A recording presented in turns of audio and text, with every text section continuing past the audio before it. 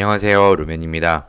2021년 상반기 NH농협은행, 노동역 중앙회, 농협손해보험 등등 하나로마트도 있지만 지금 농협은행 쓰시는 분들이 제일 많은 것 같아요. 그래서 첨상 요청하시는 분들도 은행이 제일 많으시네요. 본격적으로 설 연휴가 시작이 됐는데 항상 기업은 좀 너무하죠. 명절을 앞두고 자소서나 써라는 얘긴지 지금 엄청나게 많은 기업들이 명절 이전에 발표를 해서 원성을 쌓아가고 있습니다. NH농협은 지금 22일까지 중앙회랑 손해보험 같이 일정은 똑같고요. 접수요. 그리고 서류 발표도 똑같고 필기시험일도 똑같은데 요 면접일만 좀 다르다는 점. 근데 일단 서류를 합격을 하셔야 필기를 보실 수 있을 것이고 하니까 최대한 자소서를 잘 쓰셔야만 합니다.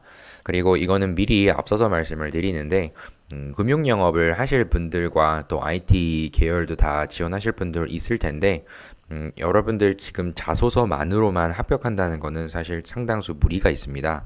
왜냐면 지원하시는 상당수 많은 금융 계열의 지원자분들을 보면은 똑같은 직무를 하셨던 저축은행이라든지 새마을금고라든지 등등 이런 같은 비슷한 금융업 쪽에서 근무를 하셨던 분들도 상당히 많은데 그러니까 내세울 만한 게 금융권 인턴도 없다든지 금융과 관련된 자격증도 없다든지 이런 경우는 사실 서류 합격하기가 상당히 어렵다는 것을 알고 차근차근 쌓아 가시기를 더 권해드립니다. 무조건 은행이 최고라는 생각은 하지 않고 지원하셨으면 좋겠어요.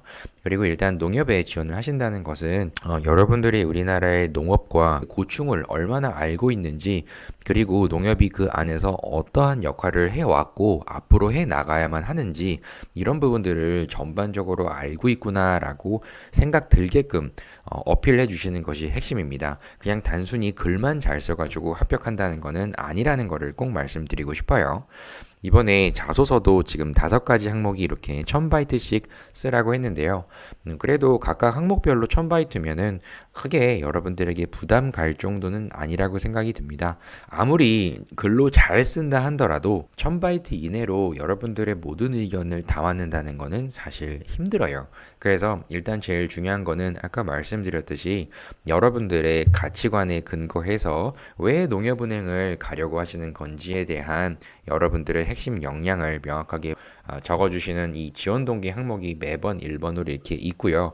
그리고 ESG 경영 역시나 또 나왔고요. 이 강조 많이 하는 거죠. 그리고 디지털 생활금융 플랫폼 경험 그리고 여러분들이 입행 후에 기여할 수 있는 부분 이거를 적으라고 했기 때문에 일단 1번, 2번, 3번에서 거의 대부분 자소서 평가에서는 모든 게 결정된다 이렇게 말씀드리고 싶습니다. 물론 이게 4번의 몰입도 역시나 여러분들의 가장 큰 직문의 성과를 적으실 텐데 여기에 대한 부분도 물론 점수가 있긴 하지만 일단 1번이 제일 중요할 거고요. 그리고 여러분들이 얼마나 농협에 대해서 이 업계에 대해서 또 알고 있는지를 평가할 수 있는 2번과 3번이 가장 또 중요한 항목입니다. 그래서 4번이랑 5번도 물론 다 중요하지만 1번, 2번, 3번 그 중에서 여러분들이 좀 힘들어 하실 수 있는 기업과 이 업계 산업군에 대한 지식이 없는 분들을 또 위해서 제가 그 현직자분이 받아서 이 내용을 좀 여러분들에게 공유를 해드리려고 합니다. 그래서 직무 지식에 대한 부분을 묻는 거기 때문에 여기 ESG 경영이라고 있죠. 다들 찾아보시고 다 아실 텐데 단순히 이 경영 자체에 대한 이해도도 중요하지만 농협은행이 농촌, 농업, 지역사회를 위해서 실천할 수 있는 방안이 뭐라고 생각할 수 있는지와 내가 입행 후에 수행할 수 있는 어떤 역할이 있는지를 명확하게 적어주셔야 되기 때문에 여기 이 부분 그대로 나눠가지고 적으시면 됩니다. 최근에 마감했던 신용보증기금에서도 인턴에서 나왔던 약식 논술의 항목 중에 ESG 경영이 있었는데요. 농협은행에도 또 물어봤습니다. 이 내용은 대부분 아실 거예요.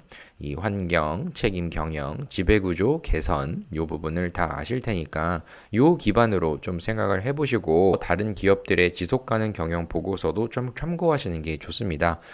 기본적인 거는 농협금융이 어떤 가치를 지녔는지 이 부분을 비전, 경영 원칙, 핵심 가치, 행동 규범 이런 전반적인 사항들을 다들 다 보셨을 텐데 그 다음에는 ESG 경영 시대의 전략 패러다임 이 자료도 이 연구원이 쓰신 자료인데 참고하실 내용이 사실 되게 많아요. 그래서 여기 ESG 이렇게 해서 어떤 부분에 주제가 있고 코로나로 인해서 어떠한 위기 상황이 왔으며 앞으로 ESG 경영이 어떤 식으로 트렌드가 가속화될지에 대한 거를 이해하시고 쓰시는 게 중요하기 때문에 이 내용에 대한 자료 필요하신 분이시면은 댓글로 남겨주시면 제가 발송드리겠습니다.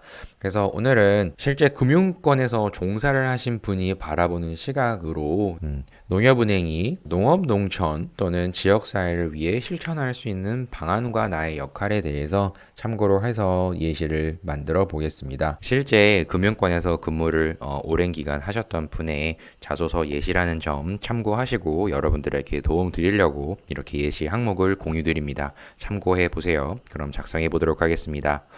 올해 대한민국의 유능한 기업 총수들이 ESG, 친환경, 사회적 책임 경영, 지배구조의 투명성 등 기업 경영 활동의 비재무적 성과 지표를 신년사에서 언급하면서 세계의 중요한 실행 화두가 되었습니다. 나는 지금 어느 정도를 알고 있다. 여기에 대한 그리고 미국의 자산운용사 블랙록 또한 탄소 배출량 감축 계획서를 요구할 계획으로 8조 달러의 자산을 8조면은 약 한 890억 조 정도 되겠네요. 자산을 운용하는 기업도 상장지수 펀드를 통해 투자 결정 시 기업 지속 가능성을 기준으로 삼겠다고 선언했습니다. 이런 상황을 계속 알고 있다. 지금 제일 이슈인 상황이죠. 그리고 이제 농협에 대한 부분 들어갑니다.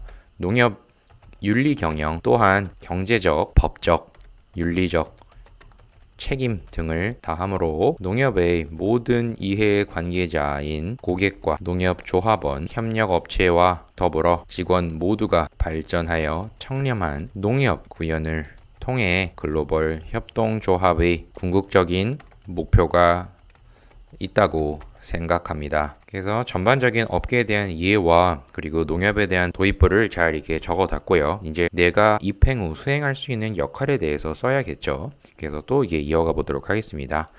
제가 입행과 동시에 농협이 은행업권 최초로 ESG 지수인 NH 그린 성장 지수를 도입한 부분에서 상품을 관리하기 위해 기업을 대상으로 운전자금과 시설자금 지원에 필요한 부분에 위치하여 목표한 3가지 업무를 성실하게 이행하겠습니다. 나는 이제 어떻게 하겠다. 지금 이 내용을 지금 전달하고자 합니다. 첫째, 유동성 관리를 통하여 농협을 이용한 고객의 예금 인출에 대비하여 적절한 수준으로 현금 유동성을 유지하여 코로나로 인하여 농업인과 기업의 지급준비 예금을 적절하게 관리하겠습니다. 두 번째, 자산관리를 통하여 농협의 위험을 낮추고 높은 수익률을 거둘 수 있도록 농협의 체계화된 시스템 안에서 범주별로 포트폴리오 구성을 이해하며 해당 부서의 부채 관리에 힘쓰겠습니다. 그리고 마지막이에요. 세 번째, 자기자본 관리를 통하여 농협의 핵심인 조합원에 대한 적절한 수준으로 자본금 유지를 해 나가겠습니다. 3가지를 이렇게 제시를 했습니다. 마무리를 할게요. ESG 정책 상품의 가장 중요한 요소는 바로 지급 결제 기능으로 예금으로 수취한 돈을 안전하게 보관하는 기능 이외에 예금 계좌 내 예치라는 결제 서비스 제공을 통하여 녹색 분야 혁신 우수 기업으로 농식품 관련 업종에 필요한 대출 한도 설정과 금리 우대 서비스를 제공할 수 있게 항상 연구하며 농업인들과 동행 하는 자세로 일하겠습니다. 이렇게 포부상까지 이렇게 같이 이렇게 쭉 적었습니다. 업계에 대한 부분을 충분히 난 이해를 하고 있고 세 가지의 안을 제시를 할 텐데 첫 번째, 두 번째, 세 번째 하고 입사 후 포부까지 이렇게 쭉 적었습니다. 어차피 이게 지금 1000바이트를 아마 넘을 거예요. 하지만 전반적으로 이렇게 바라보는 시각이 있다 이렇게 알려드리고자 여러분들에게 샘플로 드리는 거니까요. 참고하셔서 이런 식으로도 구성을 하는구나 아시고 자소서 작성하시는데 좀 도움이 되셨으면 좋겠습니다. 그럼 오늘은 첫 번째 요 예시를 알아보고요. 요 다음에는 또 어려운 다음 항목에 대한 예시를 알아보도록 하겠습니다. 그럼 좋아요, 구독 눌러주시고 다음 영상에서 또 뵙도록 하겠습니다. 감사합니다.